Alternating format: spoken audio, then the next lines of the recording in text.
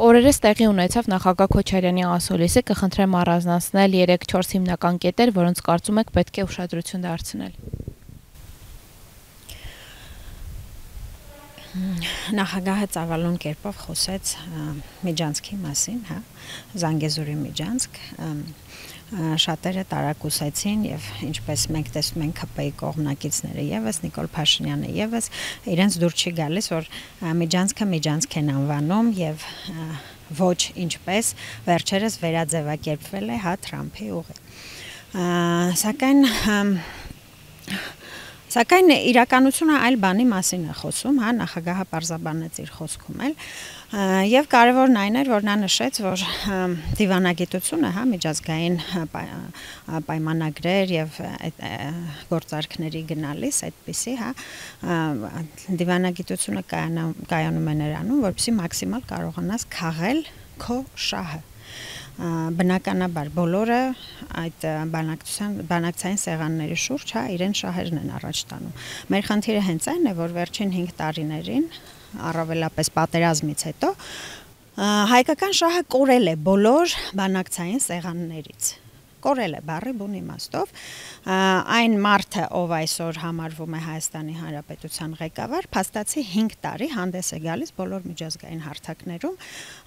մեր թշնամիների շահերից, Ադրբեջանի եւ Թուրքիայի շահերից։ Նախագահը այո իր խոսքում նշեց, թե եթե նույնիսկ այդպիսի գործարքի են գնում, ԱՄՆ-ի միջնորդությամբ, չնայած միջնորդություն էլ չկար այնտեղ, ինչպես բազմիցս պարզաբանվեց այդ փաստաթղթի բնույթը իրական, դա ընդհանրապես հռչակագիր էր, որտեղ ԱՄՆ նախագահը զուտ ներկայի վկայի դեր էր տանում եւ ոչ ավելին։ Եվ ուրեմն կարևոր եմ համարում, որ պարոն Քոչարյանը շեշտը դրեց այս գործարքի վրա եւ նշեց, որ այստեղ եւս բացակայում է մեր շահը եւ եթե ցանկանում են, որպեսզի այդ գործարքը իսկապես շահավետ լինի Հայաստանի համար, ապա պետք է մենք ունենանք ճանապարհը Իրան-Հայաստան, Իրան-Հայաստան կապող ճանապարհ, այսինքն ճանապարհը ավելի երկար լինի, քան պայմանավորված է։ Մյուս կարևոր կետը ներքաղաքական իրավիճակներից խոսեց նախագահը, որը նորից, ինչպես միշտ, բոլորի մոտ այսպես ինչ որ արտասովոր հիստերիա է առաջացնում, երբ նա խոսում է օրինակ շեշտը դրեց այն բանի վրա, որ Նիկոլ Փաշինյանի վերընտրվելու հավանականությունը այժմ 0-ի է հասնում։ Սա շատերին դուր չեկավ, որովհետև շատերին այս պահին ընդդիմադիր ուժերից ոմանց, մասնավորապես ՀՀԿ-ին եւ նրանց սատելիտներին, Լևոն Տեր-Պետրոսյանին եւ իր սատելիտներին, այս ուժերին ավելի ձեռնտու է, որպեսզի Նիկոլի լինելիության, գոյության եւ վերընտրության շուրջ ավելի զգացմունքային կրքեր բորբոքվեն հանրության շրջանում եւ իրենց թիվ 1 թիրախը հանրությանը հենց այդ զգացմունքային դաշտում պահելն է, ինչու որովհետև երբ մարդ տրվում է զգացմունքներին, այդ պաթոսին կամ հակառակը, խոճապին, նրան ավելի հեշտ է կառավարել, որովհետև նրա միտքը արդեն ողջամիտ կերպով չի աշխատում, Այստեղ մեջբերում անեմ Շեքսպիրից, ասում էր, որ նա ով ապրում է մտածելով, նրա համար ով ապրում է մտածելով, կյանքը կոմեդիա է, իսկ այն մարդկանց համար ովքեր ապրում են զգացմունքներով, կյանքը վերածվում է ողբերգության, տրագեդիայի։ Սա եմ ուզում շեշտել, որ նախագահ Քոչարյանի խոսքը հատուկ չեմ ուզում առանձնացնել կոնկրետ ներքաղաքական իրավիճակների մասին, ինչ ասած, բայց ինչ ասում է նա, ողջամտության սահմաններում է, այսպես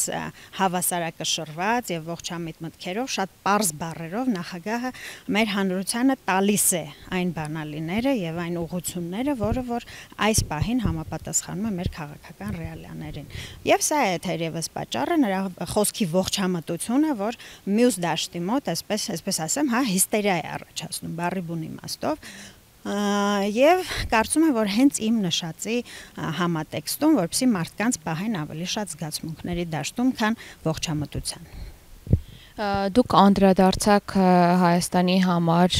երաշխով Իրանի հետ կապը երաշխավորող ճանապարհի մասին, որը շեշտել էր նախագահ Քոչարյանը, ինչպես է գնահատում այդ լուծումը։ Այսպես ասեմ, ես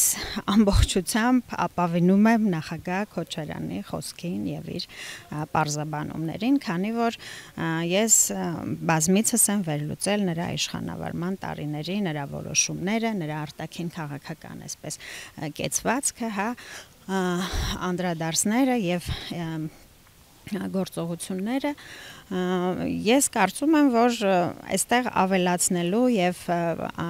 մեկնաբանելու ոչինչ չկա։ Նախագահը բոլորից լավ գիտի ինչ է բալանսավորված քաղաքականությունը, ինչպես կարելի է բոլորի հետ նստել սեղանի շուրջ եւ բոլորին քո դաշտ բերելով քո շահը առաջ տանել։ Միանշանակ իհարկե նախագահը ճիշտ է ասում, եթե ճանապարհ, ապա նաև մեր շահերից պետք է բխի այդ ճանապարհը եւ մենք պետք է իմանանք կոնկրետ մենք ինչ ենք ստանում։ Հիմա բոլորս գիտենք, թե ինչ են ստանում, օրինակ, ինչ է ստանում Ադրբեջանը, ինչ է ստանում Թուրքիան, ինչ է ստանում ԱՄՆ-ն, ինչ է ստանում Ռուսաստանի Դաշնությունը, բայց մենք չգիտենք, թե մենք ինչ ենք ստանում, Ըստ իս նախագահը այնտեղ բացատրեց հենց այն, ինչ մենք պետք է ստանանք։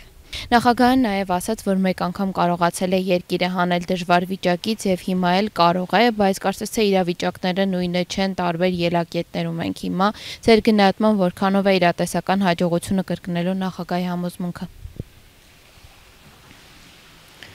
Տեսեք, նորից հողում կատարեմ նրա փորձին, նրա իշխանավարման տարիներին։ Արցախյան առաջին ազատամարտից հետո Հայաստանը եւ Արցախը, այսպես ասում են, եղել են շատ ավելի ծանր վիճակում,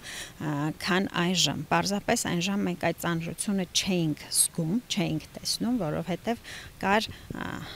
համախմբում կար, միաբանություն կար, հայ ժողովրդի նպատակը հստակ էր, պարզ էր, բոլորը համախմբված էին այդ նպատակի շուրջ, եւ այսպես ասեմ, թշնամական օրակարգ չկար երկրում։ Իհարկե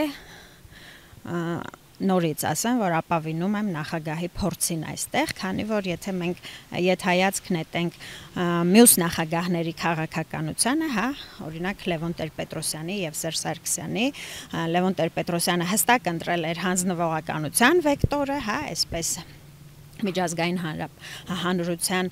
շահերին եւ պահանջներին հարմարվողականության վեկտորը, թշնամիների հետ հաշտության գնալու եւ զիջումների այսպես վեկտորը, իսկ Սերժ Սարգսյանի իշխանավարման արդյունքը տեսանք, ինչ ստացվեց։ Փաստացի թշնամու գործակալները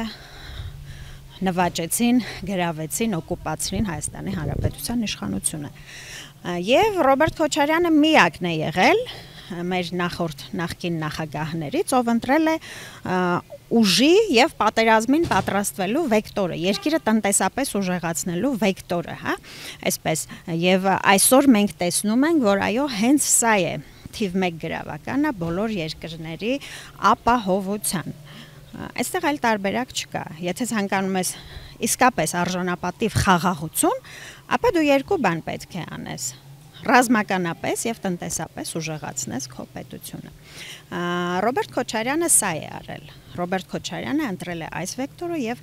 բավական հաջողել է ինքը իր ընտրությունով, քանի որ մենք տեսանք, որ իր իշխանավարման 10 տարիներին փաստացի այսպես խարխլված տնտեսությունից նա կառուցեց ամուր կայուն երկիր, որը եւ փոխանցեց իր հաջորդին։ Քոչարյանը խոսեց ընդդիմադիր ուժերի հնարավորություններից եւ կրկին հարցը եկավ դրան, թե ով կարող է լինել լրացնող երրորդ ուժը։ Այս գնահատականը բավական նյարդայնացրել էր Միքայել Մինասյանի թիմակիցների, նրանցից Սամվել Ֆարմանյանը պնդում է, որ երկրորդ նախագահը կամ գործարքի մեջ է Փաշինյանի հետ, կամ չի ճանաչում հայ ժողովրդին, կամ մոլորեցնում է ժողովրդին։ Ինչու են այսքան խիստ արձագանքում։ Տեսեք, ես չէի որակի դա որպես խիստ արձագանք, ես կորակեի սա որպես այն հստակ այն մանիպուլյացիայի շարունակությունը, որը իրենք որդեգրել են հատկապես վերջին մի քանի ամիսների ընթացքում։ Ինչ են անում իրենք։ Վերագրում են ամբողջ այն գործունեությունը, որը Սերժ Սարգսյանը եւ ՀՀԿ-ն եւ նաեւ Միքայել Միհանասյանի այդ քաղաքական եւ մեդիա թիմերը հենց իրենք են եղել դրա հեղինակը, հա, երկրում, թե մինչև 18-ը, թե 18-ից մինչև 20-ը, թե 20-ից մինչև այսօրս, այսինքն այս մարդիկ վերցնում են Ռոբերտ Քոչարյանի եւ Սերժ Սարգսյանի անունները տեղերով փոխում են եւ այն ինչ արել է Սերժ Սարգսյանը, այն ինչ արել են այդ թիմերը, վերագրում են պարզապես Ռոբերտ Քոչարյանին։ Սա առաջին հայացքից այսպես Պսիխոզի է նման, հա, այսինքն մարդը ինքն անում է եւ գիտի, որ բոլորը տեսել են, որ դա իրենք են արել, իրենք են եղել այդ քարոզի, այդ օրակարգների հեղինակները, իրենք են եղել հանրությանը թիվ 1 մոլորեցնողները երկրում, հա, իրենց ընդդիմադիր կոչվող, այսպես ճակերտներում մեդիաներն են, ովքեր որ ամբողջ հետ պատերազմյան 4-5 տարիներին խուճապ եւ այսպես չափազանցրած տեղեկատվություն են տվել հանրությանը եւ մինչ օրս էլ հենց Սամվել Ֆարմանյանը իր այս գրառումով մոլորեցնում է հանրությանը, քանի որ այս գրառումը բացարձակ կապ չունի Ռոբերտ Քոչարյան անձի եւ քաղաքական դերակատարի հետ։ Այս գրառումը ամբողջովին վերաբերվում է իրեն, իր թիմին, իր ղեկավարին Միքայել Մինասյանին եւ Սերժ Սարգսյանին։ Սերժ Սարգսյանը օրերս հայտարարեց, որ իրենք չեն իմպիչմենտի նախաձեռնողները, սա ըստ ձեզ ինչ է, պատասխանատվությունից խուսափելու փորձ է, թե ինչ է։ Հա, ճիշտ է ասում Սերժ Սարգսյանը, իրենք չեն եղել իմպիչմենտի նախաձեռնողները, իմպիչմենտը նախաձեռնել էի ես, Էլիզա Առաքելյանս, իմպիչմենտը նախաձեռնել էին Ռոբերտ Քոչարյանի կողմնակիցները եւ այսպես մենք փաստորեն մենք արել էինք, վերագրում էինք իրենց։ Տեսեք, Սերժ Սարգսյան սա իհարկե կատակ էր, հա, սարկազմ էր։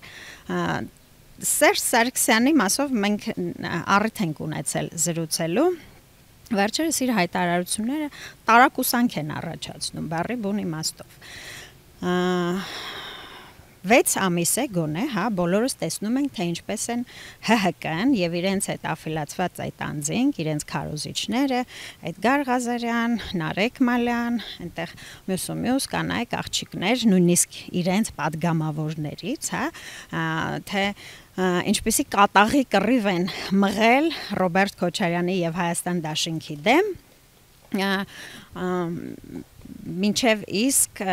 զրպարտելով Հայաստան Դաշինքին, զրպարտելով Ռոբերտ Քոչարյանին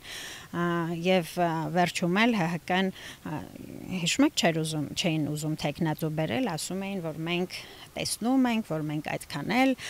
մեծ հեղինակություն չունենք հանրության շրջանում, հա, անկալված չենք, դրա համար իրենք ուզում էին, որպեսզի Հայաստան Դաշինքը տեխնատու առաջադրեր, բայց երբ